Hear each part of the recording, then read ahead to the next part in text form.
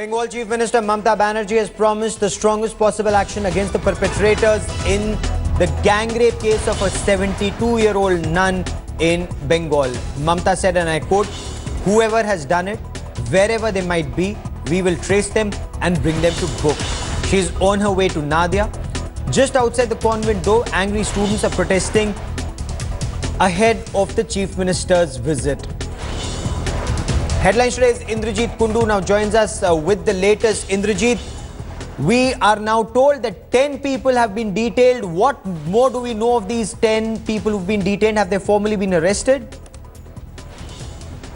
Well, Gaurav, as far as the investigations are concerned, the DGP spokesman that 10 people were detained, but none has been arrested so far. So not much progress as far as the investigations are concerned, but there is restlessness as far as the students and the residents of this area is concerned. Several protests that we are seeing simultaneously. The students have actually taken out a silent march very soon. They are going to light candles and they are going to proceed in a silent march, and they are holding up placards and banners in which they are condemning in no uncertain terms the heinous act that has taken place on Friday.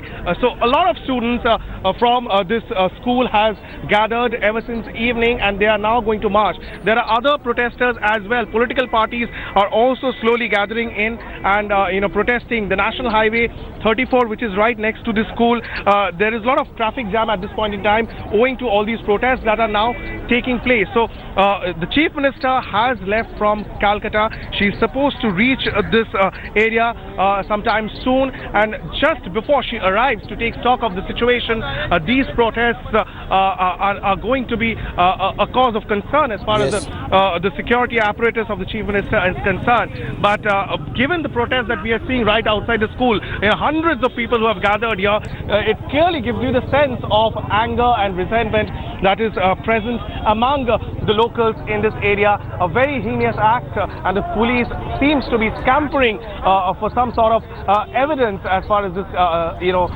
case is concerned. The CCTV images, Indrajit, the CCTV images, we can clearly see at least 3 of the perpetrators. What more do we know of them, and are they in any way associated with the 10 detained?